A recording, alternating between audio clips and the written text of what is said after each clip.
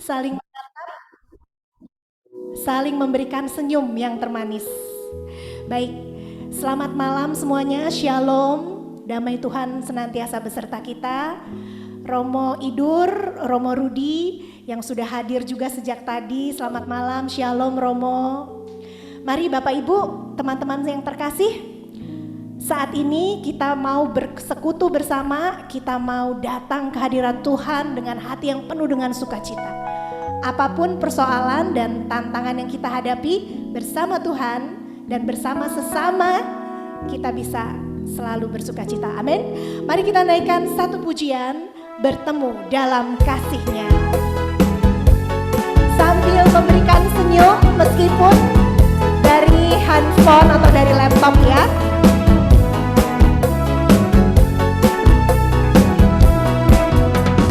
Bertemu dalam kasih-Nya, berkumpul dalam anugerah-Nya, bersukacita semua di dalam rumah Tuhan. Bertemu dalam kasih-Nya, berkumpul dalam anugerah-Nya, bersukacita semua di dalam rumah Tuhan. Oh saudaraku dan saudariku, Tuhan cinta dan mengasihimu. Mari bersukacita semua di dalam rumah Tuhan. Oh saudaraku dan saudariku, Tuhan cinta dan mengasihimu. Mari bersukacita semua di dalam rumah Tuhan. Bapak Ibu teman-teman yang terkasih, kalau kita merasa dikasihi oleh Tuhan, pasti kita bahagia banget ya. Ciri-ciri orang bahagia yang sederhana adalah senyum. Mari saat ini kita saling memberikan senyum yuk ke kanan kiri kita. Halo Yuni, shalom, shalom semuanya. Karena kita semua adalah pribadi-pribadi yang sungguh dicintai Tuhan, yang sungguh berharga di mata Tuhan. Bertemu dalam kasih-Nya. Bertemu dalam kasih-Nya, berkumpul dalam anugerah-Nya, bersukacita semua di dalam rumah Tuhan. Oh saudaraku dan saudariku, Tuhan cinta dan mengasihimu.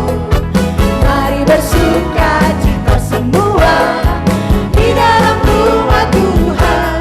Oh saudaraku dan saudariku, Tuhan cinta dan mengasihimu.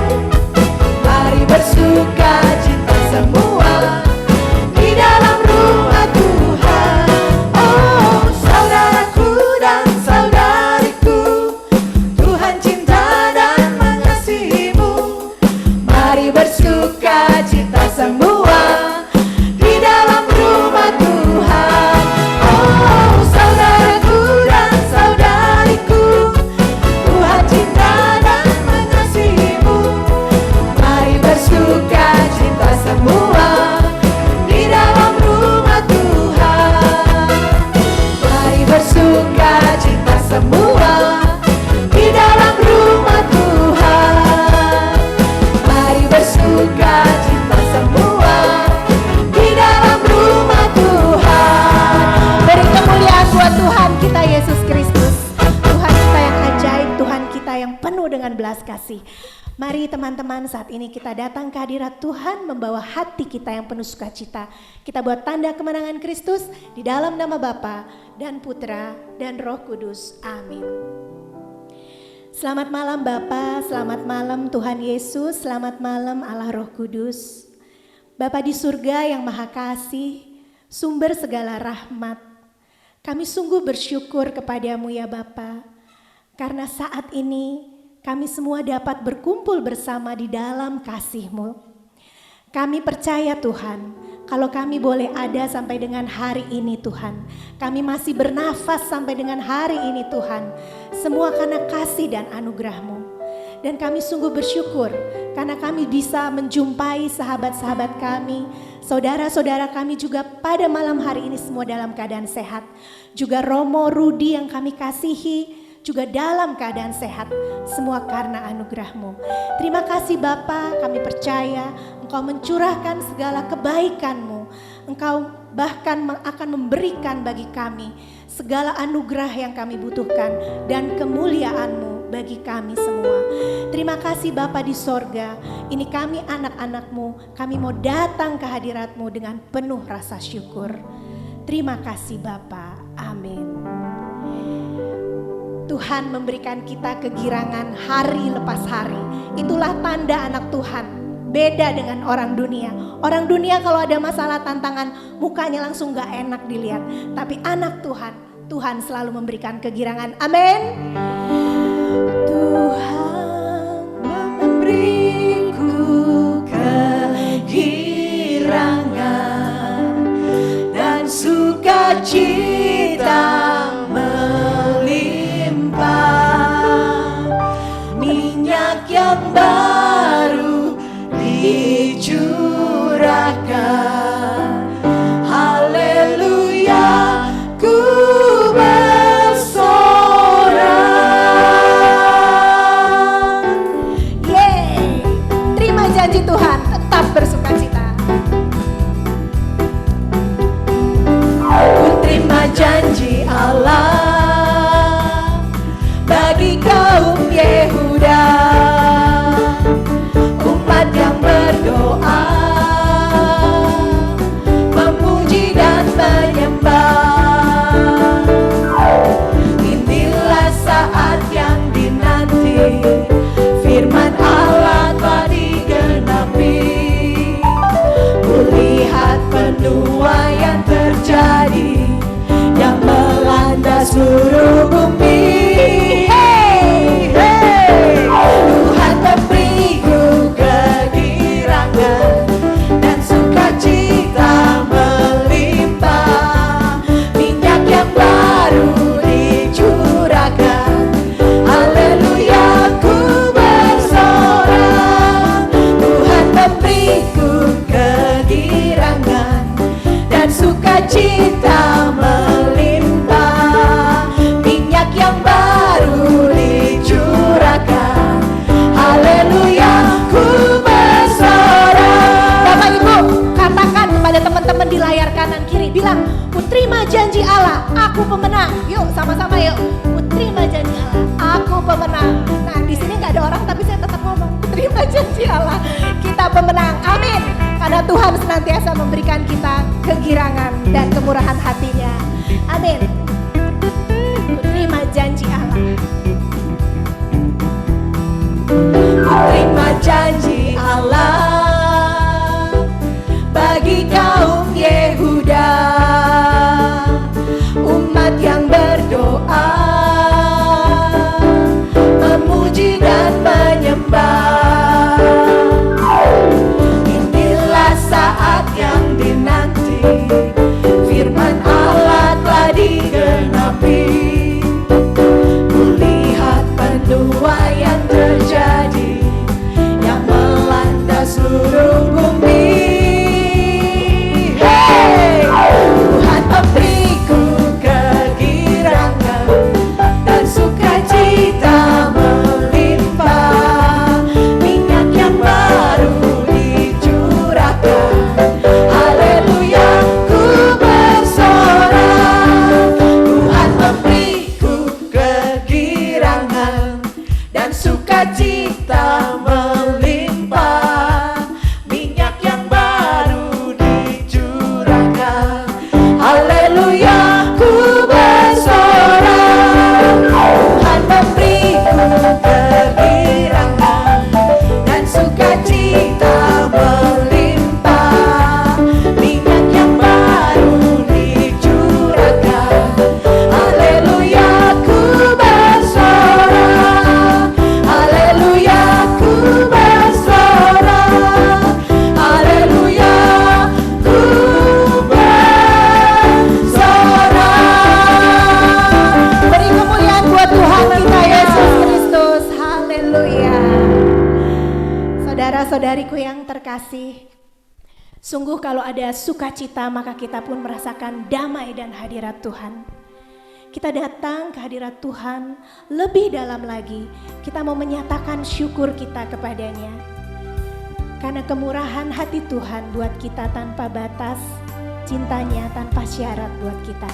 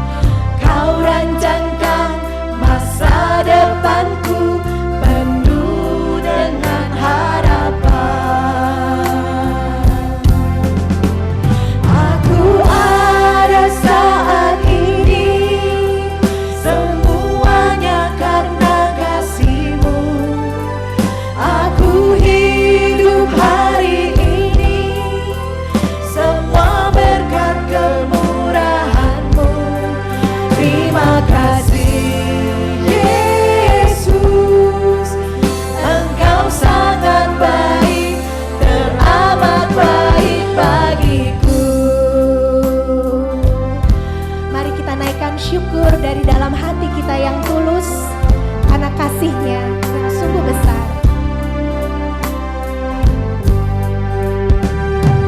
Kau hiasi kehidupanku dengan kemurahan-Mu.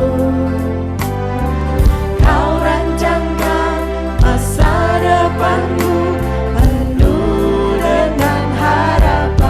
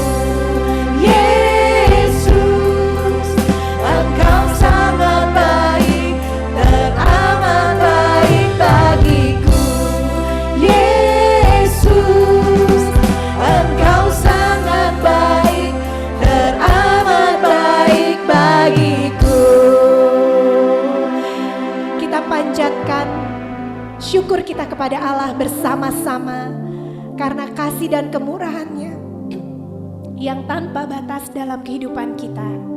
Mari naikkan syukurmu kepada Tuhan karena saat ini Tuhan melawat kita. Oh, terima kasih Yesus. Engkau sungguh baik Tuhan buat kami. Engkau selalu menjaga kami, Engkau selalu melindungi kami. Tuhan, terima kasih karena kami begitu berharga dan mulia di mata-Mu. Terima kasih Yesus. Tuhan, terima kasih. Engkau selalu membimbing dan menuntun kami setiap saat, setiap waktu dengan kasih-Mu, dengan Roh-Mu yang kudus. Terima kasih Tuhan Yesus. Tak henti-hentinya Tuhan, hati kami bersyukur kepada-Mu.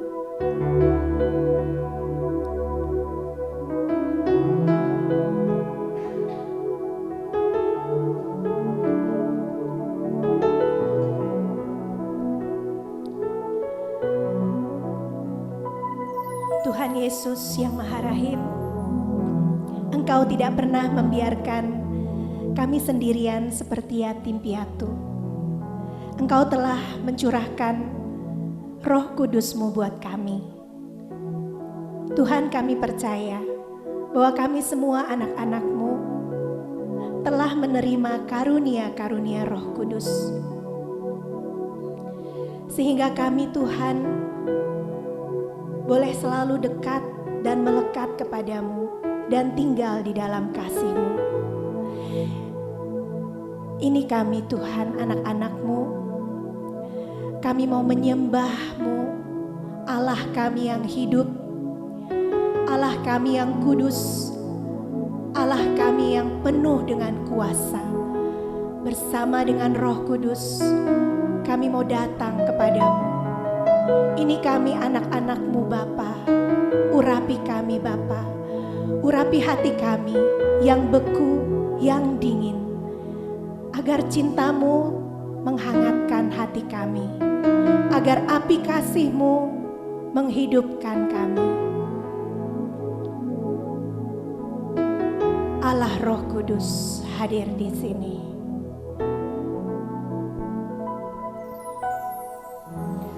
Allah Roh Kudus penuhi kami.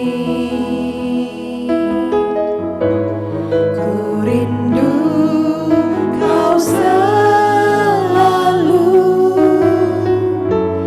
dalam hidup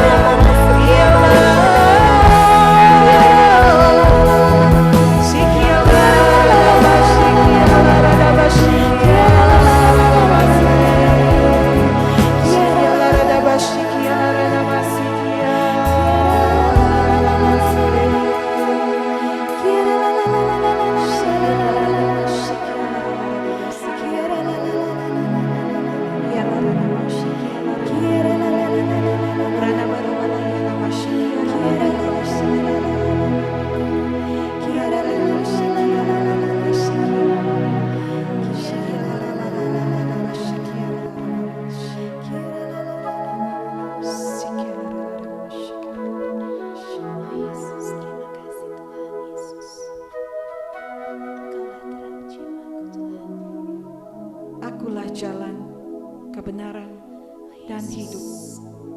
Amin Yesus. Terima kasih Tuhan Yesus. Akulah terang.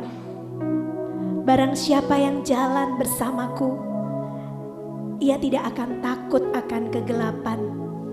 Terima kasih Tuhan. Kaulah terang yang hidup. Terima kasih Yesus.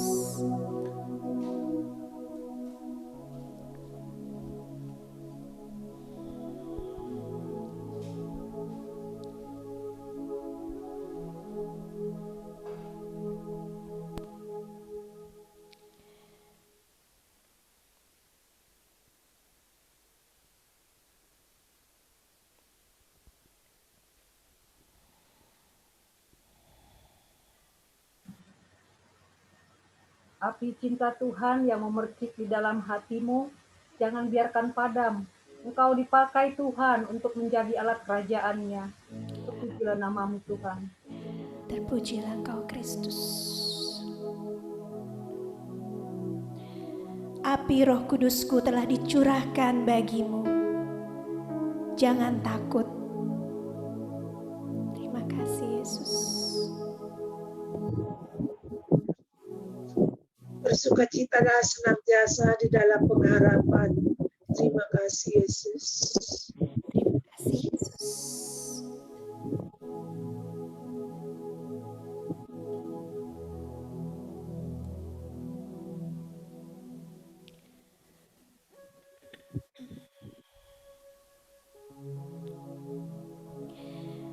Terima kasih Tuhan Yesus.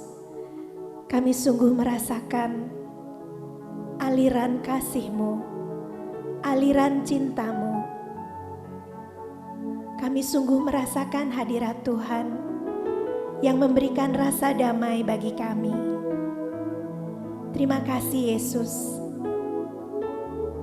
Kami percaya kami yang hadir malam hari ini adalah anak-anak yang telah Engkau pilih untuk menerima rahmat yang besar.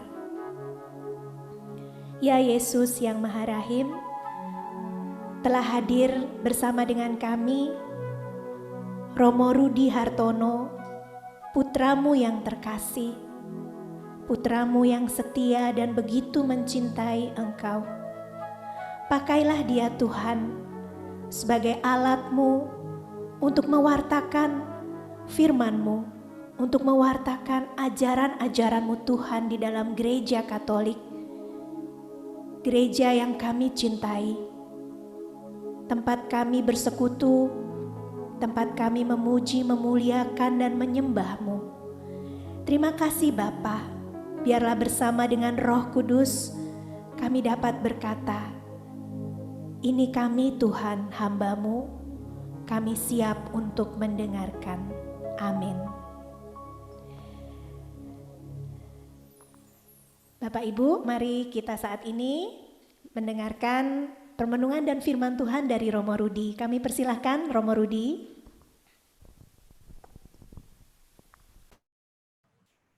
Bapak Ibu dan saudara-saudara yang terkasih, Shalom, apa kabar? Salam sehat, penuh kerahiman Tuhan. Yang kabarnya baik, boleh angkat tangan, kedua tangan kita sambil digerakkan, puji Tuhan. Shalom sebagai simbol masa pandemik, bisanya begini kita ya. Amin, puji Tuhan, terima kasih. Pada kesempatan yang indah ini, sekali lagi, meskipun Anda mengenal saya selalu dalam komedi ya, hari ini saya tidak menyampaikan sebuah komedi, tetapi permenungan kita yang menurut saya menarik ya, mengenai sebuah devosi, dan aneka devosi itu ternyata banyak dalam kehidupan gereja kita bersama dengan komitmen-komitmen yang ada. Nanti dalam penjelasan dan permenungan ini kita bisa mengambil saripati, minimal ada 3 istilah yang mungkin bisa kita telaah dalam kehidupan kita.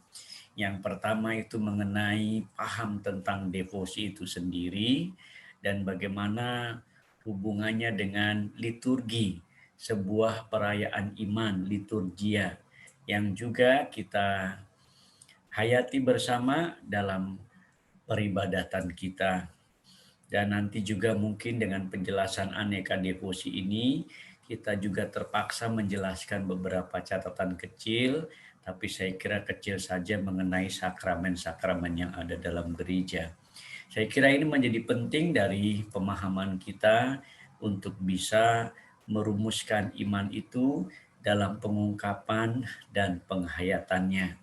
Mari kita masuk saja dalam topik kita, khususnya bahan yang saya siapkan. Boleh panitia untuk men-share bahan yang ada mengenai devosi dan komitmennya ini Bapak Ibu. Anda dan saya kadang-kadang kita bisa ketukar-tukar ya antara mana yang lebih tinggi, devosi atau sakramen ya, atau bagaimana itu kaitannya dengan liturgi. Nah, semoga dalam pertemuan ini hal itu bisa kita jawab bersama. Pertama mengenai istilahnya dulu. Kalau Anda dan saya memahami apa itu devosi dari bahasa Latin Bapak Ibu. Latinnya itu devovere. Devovere dan dibendakan kata bendanya menjadi devotio. Devosi itu hanya istilah Indonesia saja karena tak ada padanannya dalam Indonesia, maka ditulis devosi ya. Itu runutannya adalah bahasa Latin ini devovere atau devotio. Artinya apa Bapak Ibu?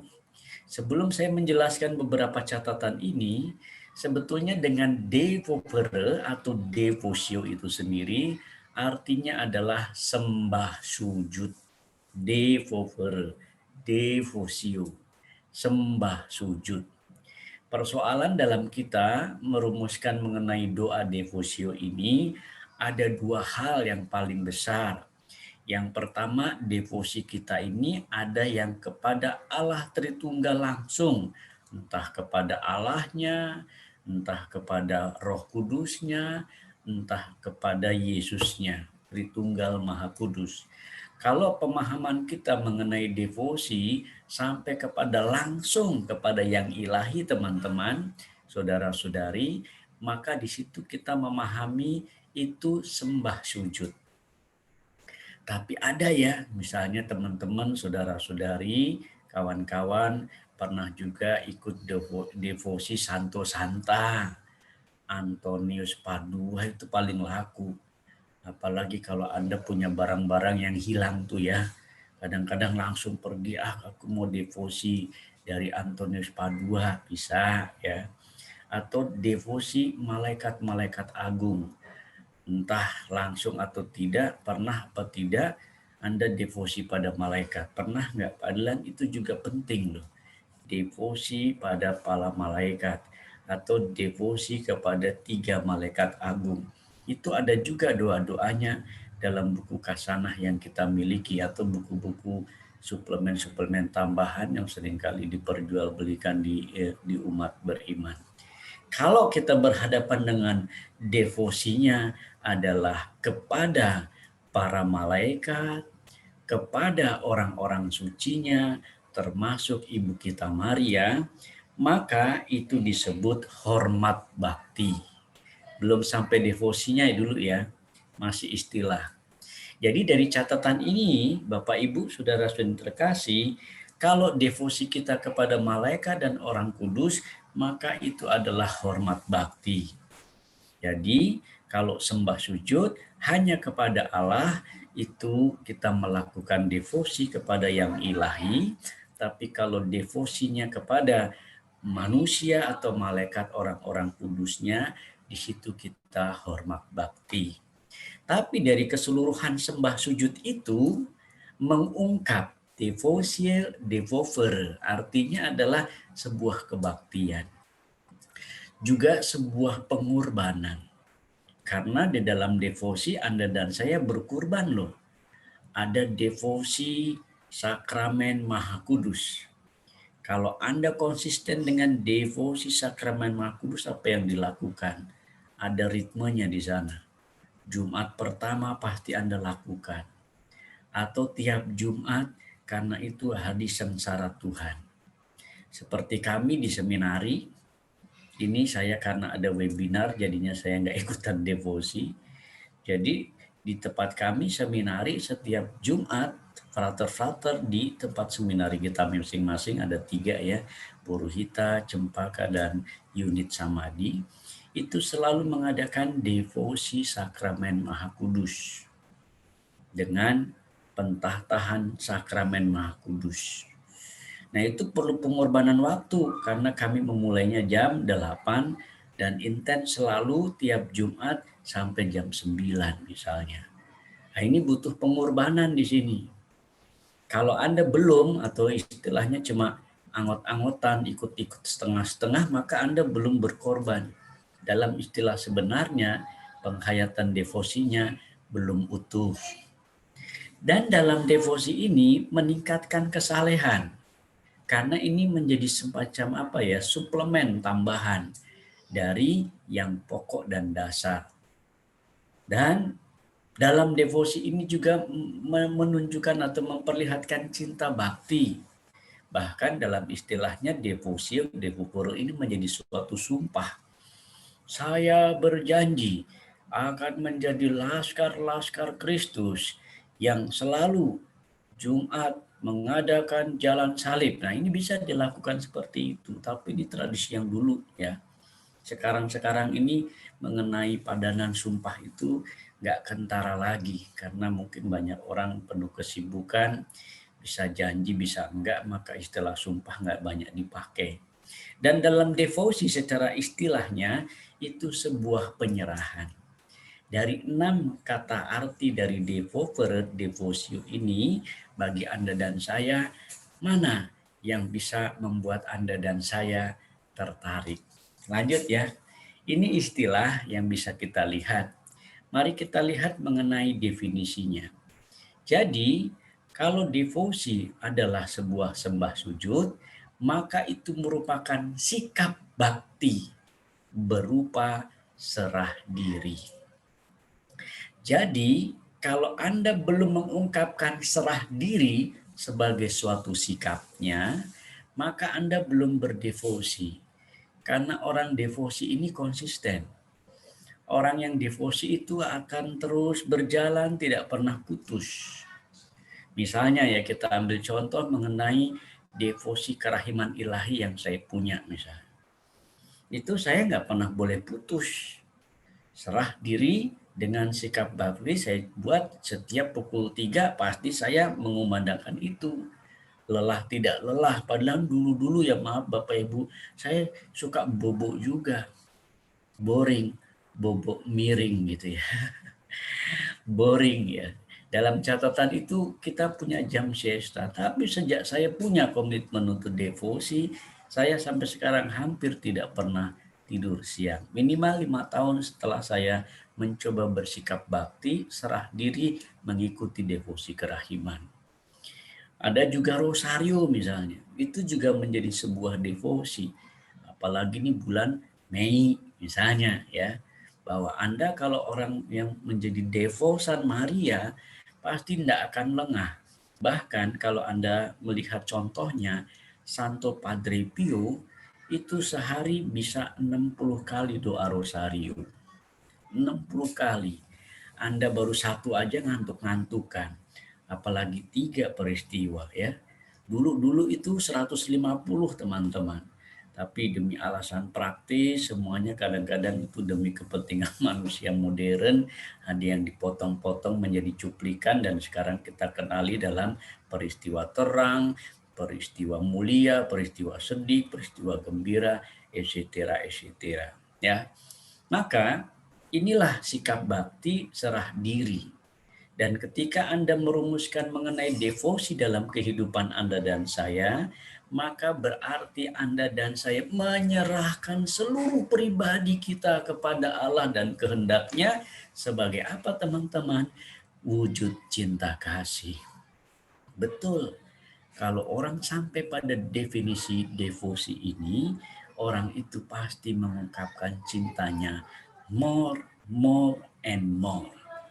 Lebih dalam lagi, ku cinta kau Yesus, lebih dari segala yang ada, gitu ya.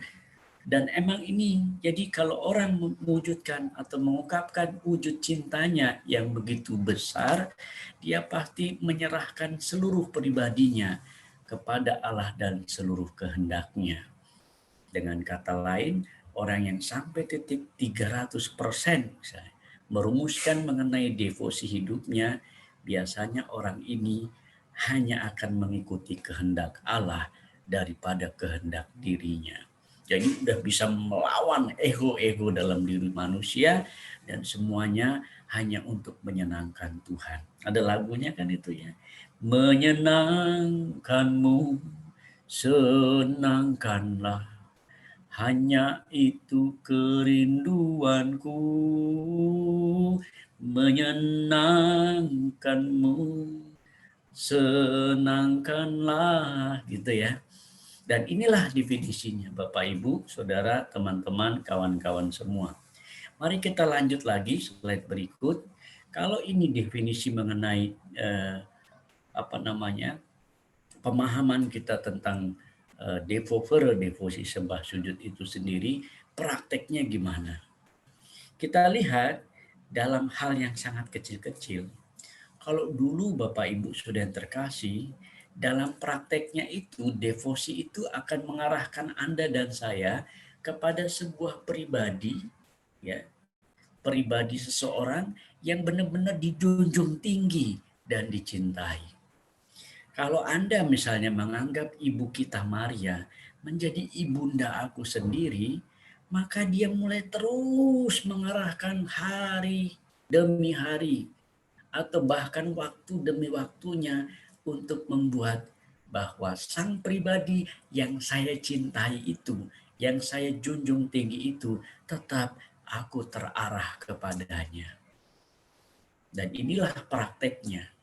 Setiap mereka yang mau masuk dalam kedalaman devosi teman-teman, sampai pada artinya bahwa ia diarahkan pada pribadi seseorang. Kalau saya misalnya dulu sebelum devosi kerahiman, saya itu suka ziarah, itu juga bagian dari devosi. Saya juga suka untuk pergi ke rawa senang, bagian saya ngecas hidup rohani. Paling sering sekarang ini dengan masa pandemik udah absen di 3 tahunan ini ya, karena tidak bisa punya akses ke sana, tempat sana pun tutup dan sebagainya, kita nggak bisa nekat, maka di situ hanya dalam pengembangan pribadi. Itu enak gitu, hening, mendengarkan lagu-lagu pujian klasik, bahkan di sana harus bangun jam 3. Aduh, luar biasa. Saya terarah, absorber kepada seseorang, sebuah pribadi, dan itu yang kita cintai. Atau pribadi Yesus, Santo dan Santa. Dalam hidup saya, Bapak Ibu Saudara terkasih, ada 5 santo, santa. Pertama Ignatius, yang kedua Benedictus, yang ketiga Fransiskus dari Assisi, yang keempat Teresia de Avila, dan yang kelima Yohanes dari Salib. Nah, ini punya devosi-devosi tersendiri kalau kita pelajari dalam kisah hidup mereka. Ini kalau saya berdevosi pada Ignatius de Loyola bisa. Karena dia punya latihan rohani dari retret agung yang bisa kita pelajari menjadi devosio, sembah bakti kita. Kita pelajari. Atau dalam Benedictus, Fransiskus Assisi, itu ada doa-doanya itu, yang doa kelima jalan salib itu ya, luka-luka Yesus. Ada. Bahkan praktik doa-doa kecil itu. Lanjut Mbak ya. Jadi dengan kata lain saudara-saudara yang terkasih, kalau Anda terperangkap dalam sebuah devosi, aneka devosi, dan mungkin dengan macam-macamnya, Anda dan saya sedang tertarik dengan pribadi seseorang itu. Kalau tertariknya Yesus, ya dia akan Yesus. Santo Santa, maka Santo Santa itu dengan cara hidupnya diteladani. Kita lihat ya dalam tradisi devosi, aneka devosi dalam gereja Katolik secara tradisi banyak sekali. Saya hanya mengambil contoh 4 hal di sini. Saya gambarkan di sini ada novena 3 kali salam Maria. Yang tengah pasti semua Anda tahu juga ya, kerahiman ilahi. Dan yang ini yang agak bendanya sangat dikenal dan terkenal ini, monstran. Bagaimana misalnya 3 figur ini kita jelaskan dalam aneka tradisi dalam Katolik. Pendek kata Bapak Ibu Saudara terkasih, kalau Anda masuk dalam suasana devosi, maka Anda sedang melakukan kebaktian yang khusus. Bukan yang umum, kebaktian yang spesial. Dan itu dari berbagai macam misteri yang ada, pasti terkait dengan pribadi tertentu. Misalnya, sakramen Maha Kudus. Allah yang tersalib, atau sakramen seagung ini. Bahasa Latin bisa, bahasa Indonesia bisa.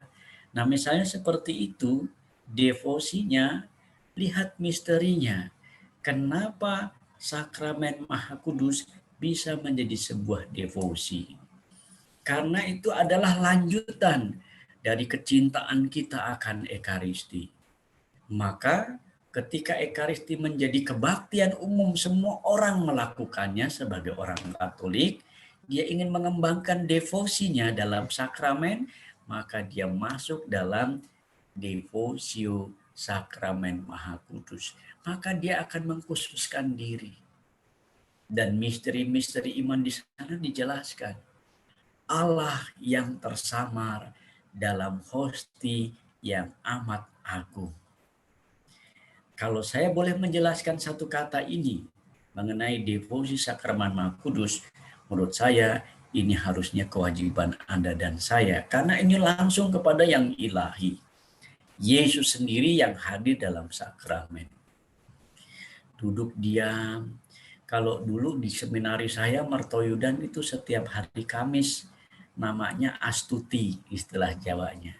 Tapi sebetulnya itu sama dengan malam Jumat untuk adorasi. Sebetulnya mau bilang begitu. Tapi namanya Astuti. Nah, dalam catatan ini misterinya jelas menghayati Yesus yang hadir dalam sakramennya. Pernah Bapak Ibu Saudara terkasih, saya berjumpa di Sendang Sono dalam suatu kejuaraan 3.000 orang hadir tuh setiap bulan Mei atau mungkin bulan-bulan kemudian. Saya bisa melihat di sana animo orang. Dan ketika itu saya berjumpa dengan seorang paranormal, putih alirannya. Tapi dia bertanya ketika dia tahu saya adalah pastor. Dia tanya, Romo boleh tanya enggak? Kok saya melihat itu orang yang berziarah, yang pada datang ke Sendang Sono ini, saya melihat ada bulatan putih di dada masing-masing orang Katolik itu. Maklum, dia seorang paranormal, bisa melihat yang kasat mata. Apa yang terjadi, saudara? Dia bisa melihat orang Kristiani ada bulatan putih di dadanya. Dia pasti tahu karena dia juga Katolik. Itu pasti hosti ya, pastor ya. Iya. Jadi, setiap pribadi yang melakukan kebaktian umum sakramen Ekaristi, setiap dalam diri orang atau kita orang Kristiani nempel cahaya putih itu. Nah, dia lalu bertanya kenapa di tempat tulisan itu. Tapi Romo, di situ yang ingin saya tanyakan. Di bulatan putih di tengah-tengahnya ada tulisan P tanda silang. Itu saya nggak ngerti artinya. Bagi orang yang tahu ikon, ini pasti oke. Tapi kalau yang belum tahu, dia pasti nggak tahu P tanda silang. Yang kita tahu P tanda silang itu dilarang parkir, misalnya gitu ya. Ya Pak Budi ya, dilarang parkir gitu ya. Tapi yang ini lain. Dalam catatan ini justru P tanda silang. Itu ikon dalam sejarah gereja Katolik, artinya P pax damai, silang itu Kristo. Jadi kalau P tanda silang dalam gereja Katolik, ikonnya itu berarti Pax in Christus. Saya bilang, itu Pax in Christo, Pak. Damai dalam Tuhan. Oh, dia langsung tersentakkan. Loh, berarti setiap orang Katolik yang menerima hosti suci tinggal di dalam dadanya damai Tuhan. Langsung orang itu komentar, pantesan kita disuruh membawa damai, membawa cinta, membawa apapun dalam kaitan dengan cinta kasih, karena di sana ada Yesus. Karena di sana ada Yesus tinggal dalam hati kita.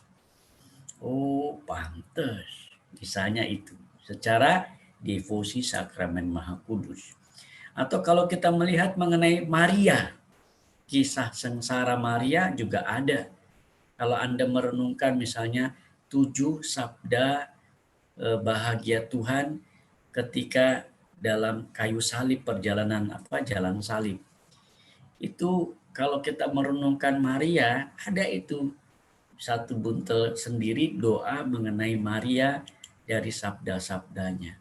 Engkau akan tertusuk pedang misalnya. Ibu, inilah anakmu, inilah ibumu, misalnya begitu ya, dan sebagainya, dan sebagainya, dan sebagainya. Ini mengenai Maria banyak, tapi yang kita kenali mengenai Maria biasanya rosario, untayan mawar, rosario, salam pujian ya. Salam Maria penuh rahmat Tuhan sertamu. Itu kan kutipan Injil. Sementara Santa Maria Bunda Allah itu adalah doa gereja. Maka salam Maria dengan dua penggabungan antara ucapan Injil kepada Maria dan doa gereja menyatu dalam orang Katolik menjadi untayan bunga mawar rosario. Salam Maria, penuh rahmat Tuhan serta rosario. Yang suka rosario pasti akan bangun pagi-pagi, atau apalagi di masa-masa yang bulan Mei ini dia bisa sehari 3 kali, betul. Padre Pio aja bisa 60 kali untuk berdoa rosario. Anda bisa bayangkan tuh ya, kebaktian khusus yang dilakukan seseorang kalau udah jatuh cinta pada pribadi tertentu, emang dia mengorbankan hidupnya betul untuk itu. Ada tentang sengsara Yesus. Kebanyakan di dalam Divine Mercy itu, ya, devosi kerahiman, itu banyak merenungkan sengsara-sengsara Tuhan. Supaya apa Bapak Ibu? Supaya Anda sehati sejiwa dengan Yesus. Kalau Anda dan saya sehati sejiwa dengan Tuhan Yesus, maka catatannya menjadi jelas untuk Anda dan saya. Yaitu Anda dan saya betul-betul ingin berjalan bersama Yesus. Ini mengenai kisah sengsara. Ada devosi jalan salib. Ini hubungannya bisa di luar, tapi itu juga menjadi gabungan. Devosi jalan salib itu kan juga devosi yang khusus. Kalau Anda datang ke ziarah-ziarah, itu ada banyak mengenai tempat perhentian devosi jalan salib. Semoga ini tidak dihindari umat ya, karena lama, jauh, tapi sebetulnya ini dicari orang pada zaman dulu. Karena yang lama, yang berat, yang sungguh-sungguh bisa bercermin, itu malah yang bagus. Karena kita jadi kerasa jarahnya. Jauh-jauh, kemana itu ya, ke Kediri, jauh-jauh ke Gua Kerep misalnya. Kalau cuma rosario aja kita ke paroki cukup gitu. Tapi begitu perjalanan jauh ada sebuah penziarahan cermin, lalu di situ ada jalan salib kita lakukan, ini juga devosi sengsara Tuhan Yesus. Barang siapa melakukan devosi-devosi dalam tradisi Katolik ini, maka orang itu saleh. Orang itu biasanya suci. Apalagi ini dikaitkan, saya ambil contoh hati Yesus misalnya. Ini ada juga ya, tuh dalam ganjuran misalnya kita lihat penziarahannya lain, dia bukan tentang Maria, tapi tentang hati kudus Yesus. Naik di candi, ingat inkulturasinya antara Buddha dengan Jawa dan akhirnya Kristiani. Gabung di situ menjadi devosi dan banyak orang ziarah di sana Kebetulan gereja Ganjuran memelihara dan mengembangkannya. Sampai internasional semua orang bisa datang ke situ. Bahkan saya dengar ada juga agama lain yang datang ke situ dan dikabulin loh mengenai permohonan-permohonannya. Saya pernah waktu tugas di Teresia Menteng, ada pasangan suami istri saya bawa ke sana, padahal jarinya begini dari perjalanan Jakarta. Begitu sampai di sana minta disembuhin, dia mandi, dia ini itu semua dalam devosi. Saya suruh pokoknya doa ini terus menerus, doa Yesus yang diulang-ulang, doa mantra. Begitu pulang dari ziarah, dia mau periksa dokter lagi untuk dioperasi tangannya, tahu-tahu tangannya udah bisa sembuh sendiri. Dia bilang, Romo, mujizat saya. Aduh, terima kasih ya diantar ke sana. Dan waktu itu saya tantang, kamu pernah ke Ganjuran enggak? Belum pernah, ayo ke sana. Hati Kudus Yesus, coba kamu lakukan semua yang saya perintahkan. Dia lakukan betul. Dan akhirnya dia dapat jawaban atas permohonannya, sembuh dari sakit. Ada pasangan suami istri agama lain juga pernah merasa begitu. Pengen keturunan, datang ke sana, hanya duduk diam aja. Berdoa dari keyakinan agamanya, tapi di situ dia yakin melakukan kebaktian khusus. Punya anak, punya keturunan. Anda lihat di itu, kalau lihat kolom-kolom komentar, saya biasa kalau ziarah bukan hanya doa, lihat juga di situ suasananya, lama di sana. 1-2 jam di sana, jangan cuma 15 menit, udah jauh-jauh percuma ya, nikmati. Dan aku akan datang seterusnya. Seterusnya setiap tahun saya pasti setahun hampir 3-4 kali. Atau kalau di sana lagi di Jogja, saya akan datang misalnya seminggu ke Jogja, itu barang 3 kali saya ke sana. Dan saya kalau ke sana pukul 11:30 malam, pulang jam 1. Kenapa? Waktu hening, wawan rasa dengan Tuhan dalam hati Kudus Yesus, dan ini membuat kita makin more bisa mencintainya lebih dalam. Ini catatan-catatan tertentu. Masih banyak devosi-devosi, misalnya Santo Antonius Padua, devosi malaikat, dan devosi-devosi yang lainnya, di mana di situ banyak tawaran-tawaran rahmat yang ditawarkan, dijanjikan barang siapa melakukan kebaktian khusus ini. Ini tradisi dalam Katolik, devosi. Boleh lanjut? Dalam catatan ini sudah yang terkasih. Kalau begitu akhirnya devosi Katolik ini berarti apa ya? Buat saya berarti sebuah bentuk penghayatan dan pengungkapan. Jadi iman kita, di mana Anda dan saya percaya, hatiku percaya, I do believe in God. Saya percaya, maka saya hayati. I do believe in God, so I need God. Kalau saya percaya Tuhan, saya menghayati Tuhan dan saya memerlukan Tuhan. Jangan Tuhan berbakti kepada Tuhan malah disuruh-suruh, dimarahin dulu sampai berkali-kali, hey doa, hey doa. Itu sebetulnya orang-orang yang belum menyadari saya perlu Tuhan. Memang perlu kita bantu ya orang-orang seperti itu. Tapi intinya I do believe in God, so I need God. Saya menghayatinya dan ingin mengungkapkannya itu. Dan dalam catatan ini namanya ini kebaktian khusus, ada dalam liturgi di luar ya, bukan yang liturgi perayaan iman yang besar-besaran gereja. Ini bedanya. Maka dalam devosi bukan liturgi, karena dia nggak perlu mulai dengan doa pembukaan, dia mulai dengan saya mengaku, mulai dengan baca, enggak.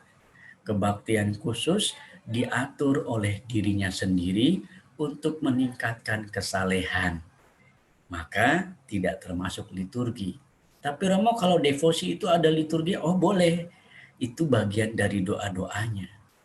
Maka di sini dirumuskan, devosi-devosi Katolik itu merupakan satu bentuk penghayatan pengungkapan iman Kristiani untuk meningkatkan kesalehan, sembah bakti, serah diri. Gak perlu lagi ritus-ritus liturgi yang panjang-panjang, maka tidak termasuk liturgi. Tapi ada liturginya Pak? Ada kecil-kecil, tapi itu adalah bagian dari ritme perayaannya atau ritme doanya. Tapi bukan liturgi. Kalau liturgi itu perayaan iman. Iman Anda dan saya setiap hari Minggu ke gereja, masuk dalam doa sakramen. Nah, itu liturgi. Perayaan kita bareng-bareng bersyukur atas penebusan Kristus. Kita rayakan Ekaristi bareng-bareng. Nah, ada urutannya dari awal sampai akhir. Dan nggak boleh pulang duluan. Anda kalau ikut liturgi yang pokok besar, malah banyak pulang-pulang, diambil-ambil, dipirit-pirit kayak devosi. Kalau devosi kan kecil-kecil ya, dia kebaktian khusus. Lanjut. Sehingga dalam catatan ini saudara yang terkasih, apa yang paling penting untuk kita maknai ketika Anda dan saya paham tentang devosi. Kita lihat formatnya. Semua devosi-devosi yang ada dan banyak devosi-devosi lain yang bisa kita pahami di sana diatur sedemikian rupa sesuai dengan liturgi kudus. Ada masa-masa liturginya. Seperti Maria ada bulan Mei, bulan Oktober, misalnya begitu. Ada devosi pada Roh Kudus itu dalam novena sebelum Pentakosta. Itu devosi-devosi yang akhirnya diatur sedemikian rupa sehingga tetap perayaan imannya ini hikmat dan suci. Dan semua bentuk formasi dari liturgi dari devosi ini bersumber pada perayaan iman kita. Kesalehan kan sebetulnya adalah ungkapan akan aku yang ingin mengasihi Tuhan lebih dalam. Dan ini mengantar pada liturgia, perayaan iman yang kita hayati. Menghantar umat kepada liturgi yang akhirnya meriah. Sehingga kalau orang devosinya keren, untuk sampai pada liturgi, dia nggak usah disuruh-suruh, orang ini saleh benar-benar. Contoh ya, Carlo Acutis. Nggak usah disuruh-suruh, dia ekaristinya luar biasa, nggak pernah absen. Tiap pagi datang. Bahkan saking sucinya dia nasihatin orang tuanya. Dan orang tuanya nurut dengan kesalehan ini. Lalu dia beramal kepada sesamanya orang miskin, orang papa. Dan lihat itu cintanya kepada banyak orang. Dia lakukan itu. Bahkan dia rajin mengaku dosa. Dan ternyata doa rosarionya luar biasa. Tiap hari. Ini orang-orang kudus kayak gini saudara-saudari. Dan dalam catatan ini menghantar umat kepada liturgi perayaan iman yang mengungguli semua devosi-devosi. Inilah kekayaan gereja dalam format bentuk dan penghayatannya yang membuat Anda dan saya semakin yakin penting dengan devosi ini. Lanjut ya. Apa yang paling penting? Mari kita lihat sifatnya dulu ya. Sebelum ini, Mbak. Formasi ada sifat. Habis formasi apa? Oh, langsung tujuannya. Oke, nanti kita lihat. Baik. Jadi tujuan dari semua devosi itu untuk apa teman-teman? Bapak Ibu Saudara yang terkasih. Pertama-tama menggairahkan iman dan kasih kita kepada Allah.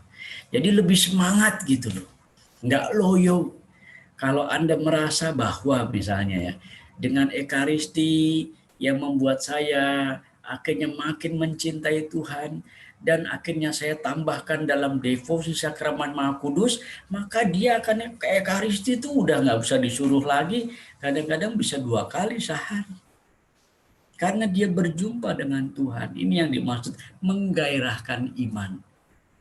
Dan kasih relasi kita, intimasi dengan Allah. Yang kedua, menghantar umat beriman pada penghayatan iman yang benar akan misteri, rahasia ilahi, karya penyelamatan Allah dalam Yesus Kristus. Kalau Anda dan saya lihat di YouTube tuh ya, banyak orang kadang menyerang agama-agama kita dari konsep-konsep ketuhanannya. Oh, rapopo. Kenapa? Serangan-serangan mereka itu buat saya belum sampai kepada titik yang paling dalam mengenai misteri karya Allah. Kalau mereka udah paham sampai mentok ya, dan di situ dia bisa menghayati misteri rahasia ilahi, baru nanti akan paham. Dan itu kuncinya apa? Iman. Nah, mereka tidak iman kok bisa ngeritik agama orang. Kan aneh sebetulnya. Harusnya orang mengkritik tuh agamanya dirinya sendiri. Misalnya Bapak Ibu boleh kritik saya, Romo misalnya. Romo kan harusnya suci, kenapa joget-joget di OKS misalnya gitu ya. Enggak, ini kan konteks pandemi di mana kita mau menghibur orang, imun secara medis bagus misalnya. Oh ya, itu lain berarti ya. Nah, misalnya pembedaannya seperti itu. Ketiga, tujuan dari devosi yang kita lakukan mengungkap dan menumbuhkan iman teman-teman. Jujurnya dalam hidup saya ada 3 devosi penting. Dan ini tidak pernah saya lupakan. Sehingga hidup kita bisa balance. Nggak mudah rapuh, goyah. Ya kalau ada masalah itu bagian dari kehidupan, tapi syukuri aja. Tapi dengan devosi yang kita miliki, Anda bisa mengungkapkan itu. Apa adanya. Saya kalau dulu punya ungkapan devosi pada Maria, saya menganggap Maria itu ibu saya daripada ibu-ibu yang saya punyai. Ngerti nggak? Jadi ibu saya aja saya anggap aku lebih besar Ibu Maria daripada ibuku. Aku pernah bilang begini sama ibuku, tapi ibuku nggak tersinggung. Bu, aku maaf ya, karena Bunda Maria adalah Bunda Allah, aku mau menganggap dia ibu dari segala ibu. Nggak apa-apa kan? Nggak apa-apa, itu bagus. Kirain ibu tersinggung, nggak dianggap ibu. Enggak, ibu tetap ibuku adalah ibu orang tuaku, tapi Maria lebih ibu dari segala ibu. Karena teladannya luar biasa, dapat dipelajari dan kita bisa menyaksikan sendiri keutamaan-keutamaan yang luar biasa. Nah, misalnya seperti itu. Tujuan devosi, apakah Anda dan saya bisa mengungkapkan itu?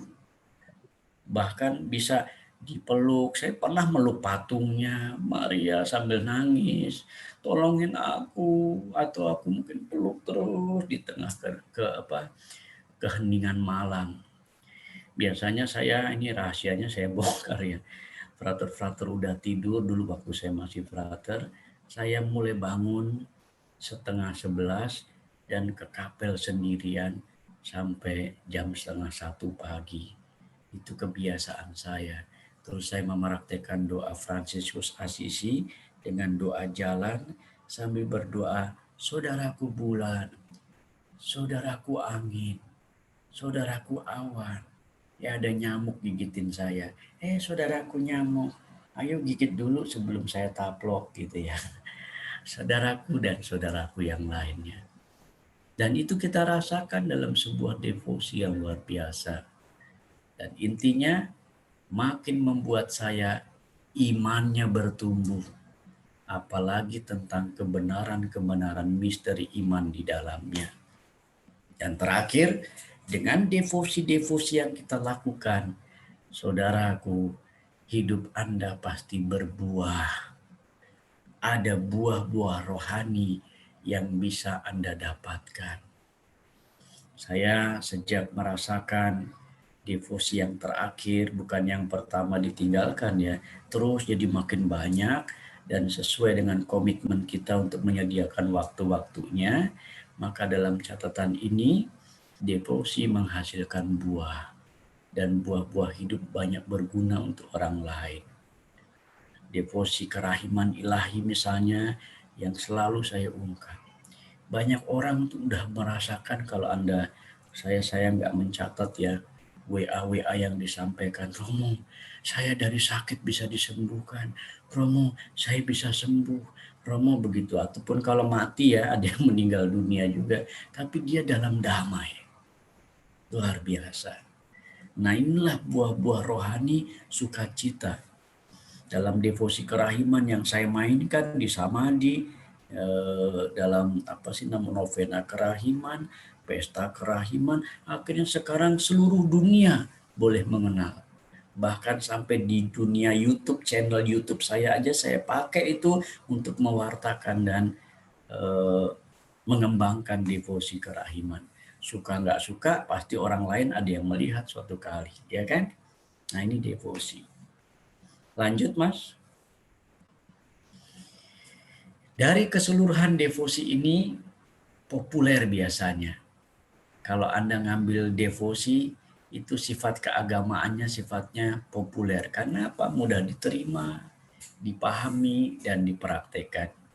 Rosario itu populer. Ziarah-ziarah di gua-gua, ya itu populer. Kalau di Filipina saya pernah lihat kalau ziarah itu ada yang namanya Black Madonna apa gitu ya. Itu patungnya sampai saya beli loh, saya bawa sampai sekarang. Katanya patung berkat juga. Waktu saya ke Eropa Timur juga ada itu Black Madonna juga. Dan itu saya beli itu kalau yang aneh-aneh itu ya. Karena itu bagian dari keagamaan populer rakyat dan ini populer sekali, disukai banyak orang.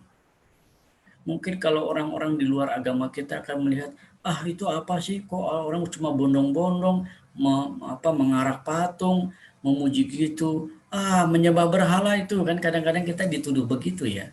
Don't worry, biasanya yang populer memang membuat iri. Karena menjadi populis, disukai banyak orang. Dan devosi ini nggak banyak cincong, nggak banyak aturan. Hanya pahami ada komitmennya di sana. Misalnya devosi kerahiman ilahi. Komitmennya ya kamu harus doa koronka. Kamu harus doa jam kerahiman pukul 15.00. Dan kamu harus mengembangkan itu menjadi rasul kerahiman. Misalnya begitu. Kan sederhana aja. Dan orang menyanyikan, Yesus kau andalanku. Yesus kau andalanku. Yesus kau andalanku. Engkau andalanku sepanjang hidupku. Ini bagian doa loh. Dan dalam devosi, doa ini menjadi populer. Akhirnya banyak orang kenal. Makanya saya nggak malu-malu untuk nyanyiin ini. Tadi misalnya saya misa jam 11 di kantor yang kebanyakan Protestan. Tapi ini misa karena yang punya kan orang Katolik. Selalu setiap sebulan sekali ada misanya meskipun ada ekumene. Ketika saya misa, saya ngajarin mereka nyanyi Yesus Kaulah Andalanku dan mendaraskan darah dan air 10 kali. Kenapa 10 kali? Supaya orang hafal dan ingat. Sebetulnya yang dianjurkan 3 kali, saya buat 10 supaya ingatannya bisa dicerna dan bisa hafal. Tujuan saya begitu. Dan akhirnya mereka senang. Ada yang WA, Romo, saya bukan Katolik tuh lagu apa? Saya boleh nyanyiin kan Romo ya? Oh boleh. Terus aja Pak dinyanyiin. Saya bilang begitu. Boleh kan Romo? Boleh banget kan Bapak Kristen juga Yesus. Enak itu. Senang saya. Singkat. Tapi itu doa ya Romo. Itu doa saya bilang. Karena Yesus menganjurkannya seperti itu. Jelas ya? Ini mengenai devosi. Biasanya ini populer sekali. Baik di negara manapun punya devosi-devosi yang bestseller. Ya, dan kita juga bisa punya banyak. Terakhir saya kira ya. Konklusinya apa? Teman-teman, Bapak Ibu, saudara-saudara yang terkasih. Kalau Anda ingin menumbuh kembangkan iman, menggairahkan kembali kepercayaan dan keyakinan kita, jangan lupa berdevosilah. Kalau Anda ikut devosi dengan aneka macam peraturan di dalamnya, sederhana peraturannya, Anda konsisten, maka Anda dapat mengungkapkan iman itu, sembah sujud kita, hormat bakti luar biasa. Menjadi kekayaannya karena Anda dapat menghayati iman. Dan akhirnya mengungkapkan sembah sujud syukurku hanya kepada Allah. Dan kalau itu terjadi, saudara-saudara yang terkasih, devosi ini amat membantu kita untuk menghayati 7 sakramen dalam gereja Katolik. Sakramen adalah tanda dan sarana kehadiran Allah yang menyelamatkan. Dan dalam devosi kita mengungkapkannya dengan sembah sujud. Jadi, liturgi, sakramen, devosi saling kait-mengkait, tapi juga ada pembedaan yang jelas dan tidak sama di antara ketiganya. Namun, mereka saling melengkapi dan memperkaya iman. Akhirnya, buah mangga, buah kedondong. Anda bilang apa, saudara? Cakep, harusnya gitu ya. Buah mangga, buah kedondong. Rujak. Buah mangga, buah kedondong. Cukup dong, gitu. Baik, terakhir ya. Makan ketupat, minumnya jus, tetap semangat melayani Yesus. Cakep.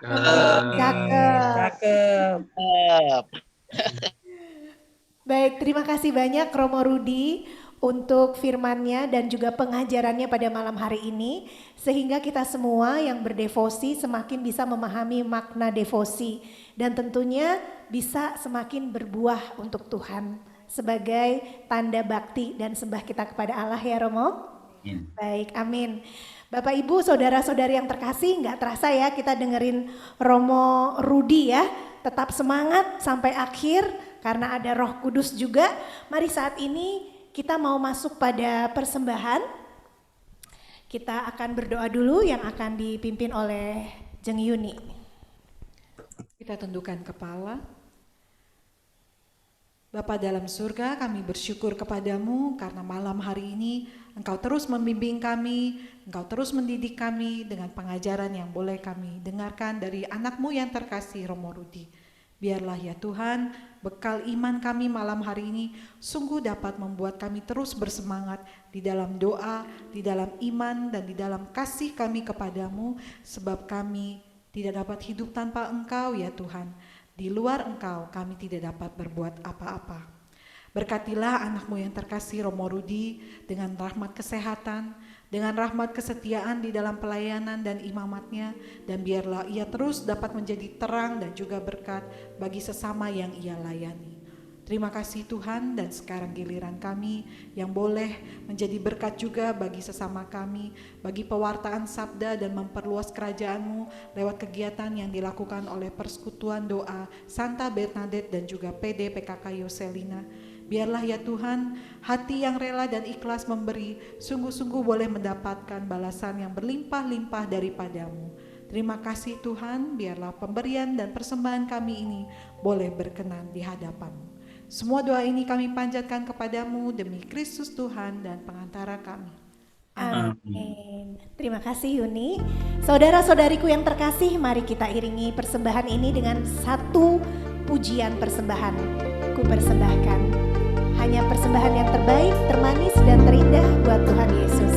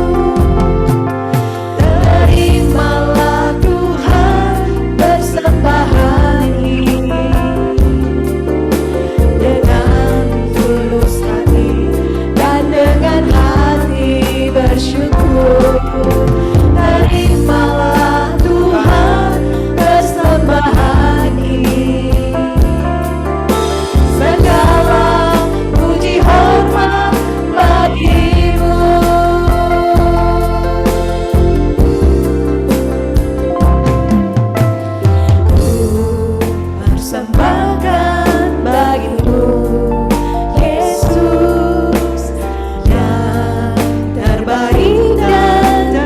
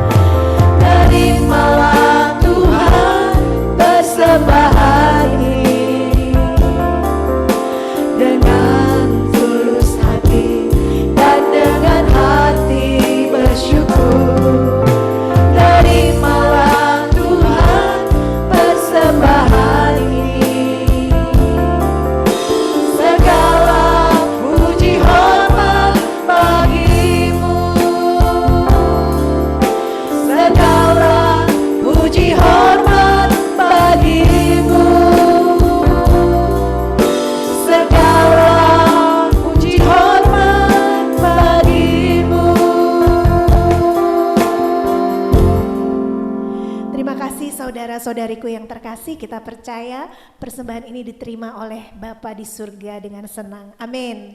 Kita lanjutkan dengan pengumuman dari Jeng Yuni. Ya, terima kasih Bapak Ibu dan juga Romo untuk kebersamaan kita malam hari ini. Kami mengundang kembali Bapak Ibu yang hadir untuk bergabung bersama kami 2 minggu mendatang ya.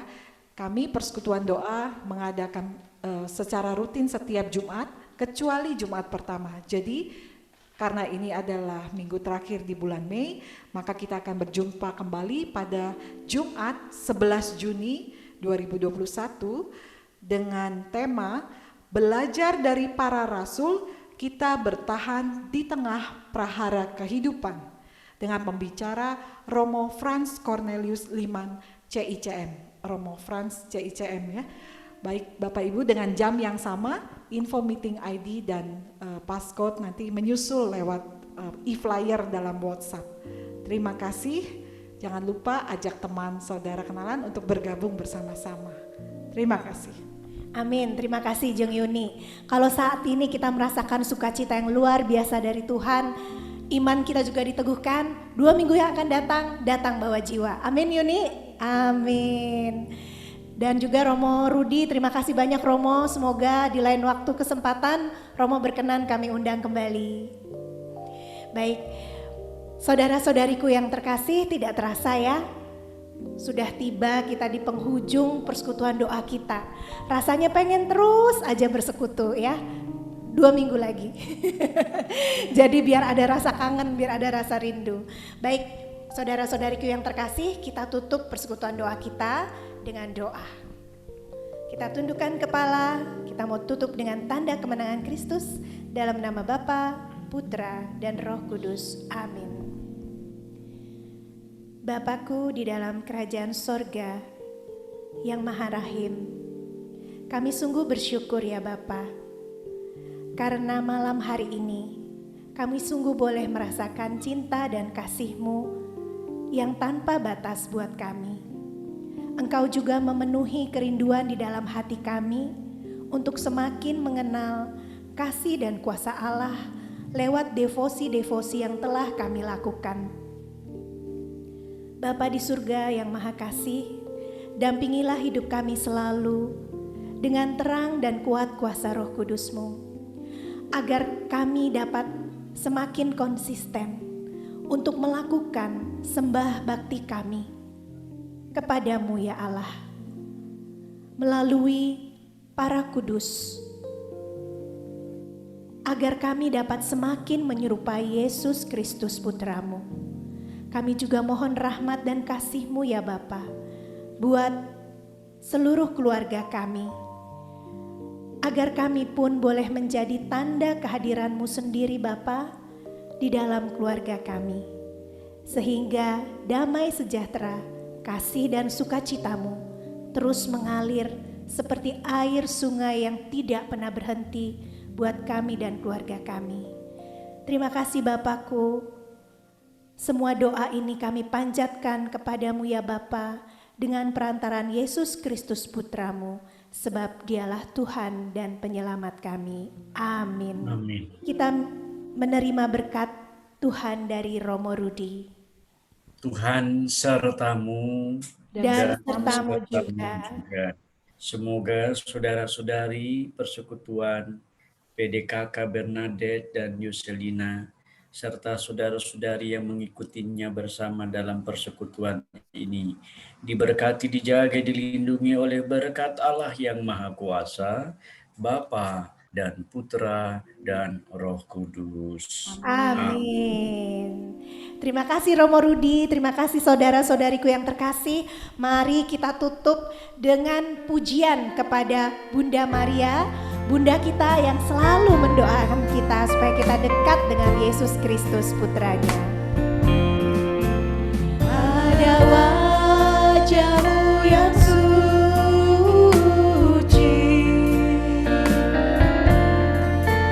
mata-Mu nampak bening lembut teduh. Kau padam para abdi-Mu berdoa,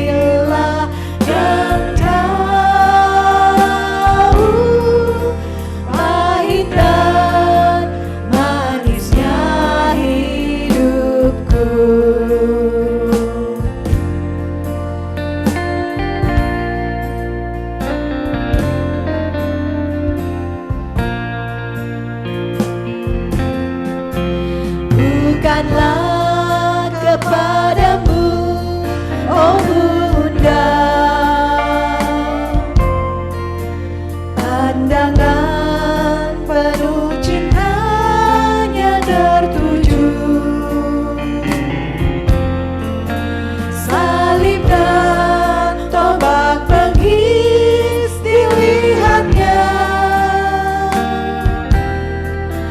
Oh Bunda, penolong abadi. Tangan Bunda dipegang, didekapnya erat, gambaran gelisah manusia. Bagaikan terbayang sengsara maut, siksaan salah manusia. Bagaikan terbayang sengsara maut, siksaan salah manusia. Terima kasih. Bapak Ibu dan Romo, mungkin kita akan foto sebentar ya sebelum meninggalkan ruang Zoom. Yes. Ya, teman-teman yang belum buka videonya mungkin boleh dibuka untuk mengabadikan kebersamaan kita. Iya. Yang foto hari ini siapa Yun? Pak Denny apa Jeng Linda? Seperti biasa, Jeng Linda. Jeng Linda ya. Oke. Siap pasang pose Siap. terbaik Iya, dengan senyum cheese kacang buncis. 1, 2, 3. Oke, kita akan baru foto slide pertama. Slide kedua.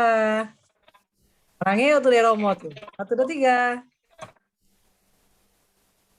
Oke, sudah teman-teman. Oke, terima kasih Linda. Romo, terima kasih. Terima Romo kasih Rudi, Romo. terima kasih. Terima kasih Romo Rudi. Sahabat Roselina dan Santa Terima kasih. Romo Rudi berkah dalam. Selalu Berkah dalam. Tetap semangat. buat Romo, Bangun gereja. Salam juga buat para frater. semua Romo, Frater, Suster, Mita Madi. Iya, semuanya. Terima kasih Di- Bapak. Ya, hari ini serius ya Romo ya. Roselina sama Santa Bernadette bikin lawakan mau. Romo Rudi itu Undang Romo Rudi dan geng. saya kenal Romo Rudi sebelum merit waktu itu di Gereja Teresia Romo. Oh iya benar. Olive, oh Kan masih iya. jadi anak kuliah. Halo. Ah, perlu ditutup lagu Re, ayo Re. Romo Rudi Romo. barangkali mau nyanyi. Romo Rudi juga pernah di Pulau Gebang juga kan Romo? Ya, Pulau Gebang, Teresia, Pulau Ya. Mas, Masih. Tuh Jompongan. udah disiapin lagu sama Andang mau nyanyi dong. Ya Andang. Andang kok. Tadi katanya Romo mau doain buat yang anniversary sama yang ulang tahun nih Romo. Oh iya. Berkenan ya Romo. Berarti apa namanya Yayangnya Yuni harus tampil lagi nih Bro Yudi. Romo berkenan doain Yuni dan Yudi anniversary. Lagu Re, ayo Re ya Romo. Habis doain lanjutin lagunya Romo. Iya. Yang joget Soalnya ulang Yudi tahun lagi. Ya. juga Romo kemarin. Namanya siapa dong? Boleh dikasih tahu lagi. Yang ulang tahun Jeng Rofi. Aku yang ulang tahun mo. Oke atau Juni? Ulang tahun perkawinan atau ulang tahun kelahiran? Kalau aku ulang tahun kelahiran. Aku ulang tahun kelahiran. Maunya rahim melulu. Kalau Bro Yudi dan Jeng Yuni anniversary ke-19. Yudi dan Yuli. Yuni. Oh Yuni. Yes.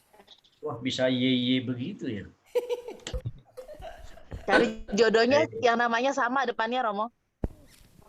Iya. Untung saya di belakang ya, Rudai. Ya kan? Pakai Y. Dalam nama Bapa dan Putra dan Roh Kudus. Amin.